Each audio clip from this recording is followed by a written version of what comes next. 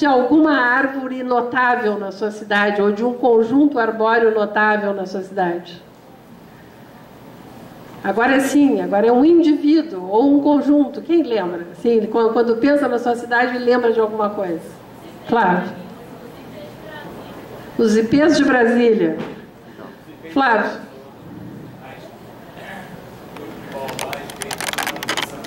Os baobás do Campo de Santana. Então vocês vejam que se vocês colocarem a cabeça para funcionar, vocês vão se lembrar de recantos na cidade de vocês que talvez nunca tenham olhado assim mais detidamente, mas que eles têm uma importância fundamental para a cidade.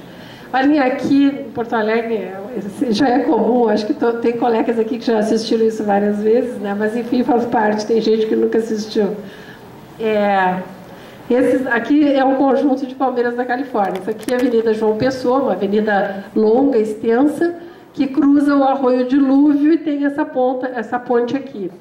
E conta, lá tem um registro lá na prefeitura que diz que o capataz foi distribuindo as mudas ao longo da via para que fossem plantadas e que, em vez de pular a ponte, ele continuou distribuindo, porque ela não era revestida, ela era de saibro, e ele continuou distribuindo. E ordens são ordens. O pessoal plantou, estava ali, tinha sido colocado ali, eles plantaram, né?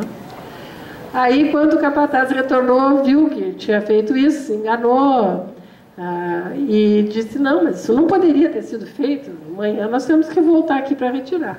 E já faz uns 80 anos que a gente está esperando que voltem para retirar. E vejam só o resultado que a gente tem. Pode observar que aqui onde ela é mais fina, ó, elas estão mais baixas. Aqui onde tem um pouquinho mais de substrato, elas cresceram um pouco mais. 80 anos tem essas plantas. Então vejam que esse erro hoje é cartão postal da cidade. Aqui também, ó, uma espécie muito comum, que é a paineira chorizo especiosa, mas teve um episódio aqui que teve muita repercussão na cidade. Essa árvore ia ser retirada, tinham várias paineiras aqui no passado e o dono da casa comercial subiu, não deixou tirar. E essa sobrou. Então, a rua é chamada de Rua da Paineira. Aqui nós temos o cajueiro de Pirangi, Natal, que é famoso, né? Que todo o país conhece. E, com certeza, nas cidades de vocês já devem estar se lembrando de alguma árvore importante que tem que ser destacada. Bom, vamos falar um pouquinho, então, de como é que a gente vai fazer o cadastro físico das áreas verdes e da arborização urbana. É a partir daí que a gente consegue levantar dados, sistematizar esses dados e ceder esses dados para órgãos de pesquisa, né?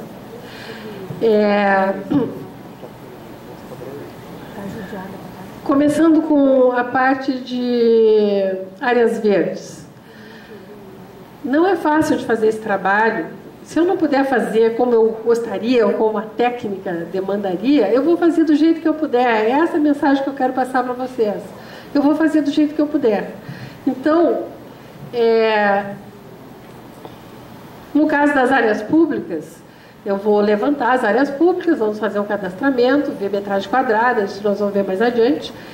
E também vou ver quais são as áreas particulares que têm uso potencialmente coletivo. Que áreas são essas? São os estádios de futebol, são os campos universitários e até mesmo os cemitérios-parque. E tem outras áreas verdes, por exemplo, na Bahia o pessoal fala que tem terreiros também que são muito expressivos como áreas verdes no conjunto do município. Eu não conheço, mas vários colegas já me falaram isso. As unidades de conservação, mesmo não sendo do município, mesmo sendo da União ou do Estado, elas têm que ser cadastradas e eu tenho que conhecer tudo sobre elas, se eu quiser fazer um plano diretor. E as áreas particulares, que também são unidades de conservação importantes, né? Também tem que estar dentro do meu plano diretor, elas também têm que ser cadastradas. Bom, aqui eu vou falar assim só rapidamente para ter uma ideia, né? Isso aqui nós vamos esmiuçar depois no mini curso, Mas a gente precisa ter alguns dados de identificação básicos das nossas áreas verdes, que normalmente não se tem. Dados de identificação mais comuns, mais fáceis de se levantar. E também dados socioeconômicos e ainda dados de gestão. A ideia é que se consiga manter o monitoramento. Outra coisa, assim, dificílima de fazer. Muitas vezes se investe, se faz todo um cadastro, todo um levantamento, e aí esquece, nunca mais ninguém atualiza, acabou o trabalho. Não vale a pena fazer isso. Né? Agora, se eu não tenho recurso, se eu não vou poder cadastrar tudo, cada vez que eu for chamada para fazer uma intervenção, ou por denúncia, ou por solicitação da comunidade, eu vou registrar aquilo. Eu tenho que ter uma forma, eu tenho que definir uma forma de registrar. Porque no momento que eu começo a registrar e a monitorar essas informações que a rotina, que os serviços de rotina vão me permitindo, eu estou começando a criar o meu plano diretor. Tá? Então, é isso que nós precisamos fazer, valorizar as nossas rotinas, porque são elas que vão constituir o plano diretor. Na questão da arborização, quando se fez lá em Porto Alegre, era tudo muito mais difícil. Né? Então, a cidade tem 1.300.000 árvores só em calçadas, quer dizer, ficava impossível fazer um levantamento total, se fez um levantamento amostral. Hoje em dia eu já acho que a tendência é fazer, o que precisa é fazer total. Uma cidade como Palmas, por exemplo, tem que fazer um inventário total. É muito mais lógico, né, fazer um inventário total, para poder realmente monitorar, porque com o inventário amostral a gente obviamente não vai conseguir fazer uma monitoração completa, mas pelo menos daquilo que a gente tiver levantado e registrado, a gente já pode monitorar.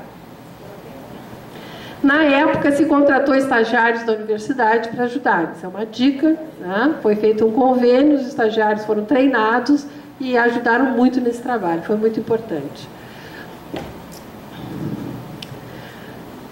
Foi construída uma planilha. Né? Vejo que naquela época a gente saía com uma planilha para campo. Hoje em dia tem muito recurso eletrônico aí que facilita isso barbaramente. E que tinham, além desses dados de identificação, dados dendrométricos e dados de interface com a infraestrutura urbana. E é aí que a gente tem todo aquele conjunto de informações importantes. Agora, a gente não... Uma experiência que eu sempre relato é o seguinte: a gente se empolgou, vamos fazer o plano diretor, vamos procurar saber tudo que se refere à infraestrutura, se a pavimentação é de basalto, se é laje de grés, se é ladrilho hidráulico, vamos saber que tipo, a que distância a árvore está do poste, vamos saber tudo, detalhes da rede elétrica, tudo. Tá, fizemos esse trabalho, a gente gerou uma enormidade de dados, mas e depois? Tá? O que fazer com todos esses dados? Se a gente levanta, se a gente vê que tem uma árvore de risco, não adianta eu guardar ali anotadinho que eu identifiquei numa rua tal 3 árvores de risco. Eu tenho que intervir imediatamente. Então, esses cadastros, eles têm que ter, hoje em dia, um mecanismo já pronto para intervenção ao mesmo tempo. Então, não pode deixar para intervir depois de pronto. Tem que intervir na hora. Um exemplo assim do que se pode conseguir com o inventário, por exemplo, da arborização, né? Espécies e respectivos percentuais de ocorrência. Por exemplo, em Porto Alegre, só para dar uma ideia, assim, nós temos a Lagerstroemia índica com 19,5%, Jacaranda mimosifolia com 10% e, em segundo lugar, o ligustro com 18%. Diz a literatura que não se deve ter mais que 15% da mesma espécie na cidade, porque ela fica muito suscetível a pragas. Eu não sei quanto por cento tem aqui em Palmas de jambolão. Alguém tem ideia, assim, mais ou menos? Não? Bom, nós temos, então, ligustro em excesso e temos extremosa, Lagerstroemia índica em excesso. Nós nunca cogitamos de retirar as árvores para ficar abaixo de 15%. A nossa sugestão foi aumentar o número de plantios de espécies outras preferencialmente nativas, para diluir esse percentual. E é isso que a gente vem fazendo. E hoje em dia, eu diria que uma característica de Porto Alegre é a presença de espécies nativas em calçadas. Então, se a Isa quiser ir lá, Luiz Otávio, a gente vai poder mostrar para ela ruas arborizadas com araçá, com cerejeira, com guabiroba, com diversas espécies. Nós já temos isso hoje em dia para mostrar. Já faz muitos anos que a gente vem trabalhando, né? E essa arborização está evoluindo, está prosperando. Então, não é uma utopia, para nós é uma realidade. Sim. Quanto? Hein? Já estourou? Nossa. Vamos lá, então. Aqui as interfaces com os demais elementos, eu já vou encerrar, tá? Vou cortar pela antes. Nós tivemos uma grata surpresa, que o problema da interferência com a rede elétrica não era tão grande quanto se imaginava, se a gente considerar o conjunto da urbanização.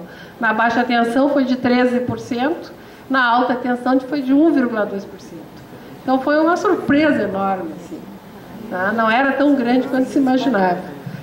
E a outra surpresa é que o que dizia respeito a raízes, a interferência mais ou menos intensa, mais intensa, fortemente intensa, das raízes na pavimentação das calçadas, foi de 47%.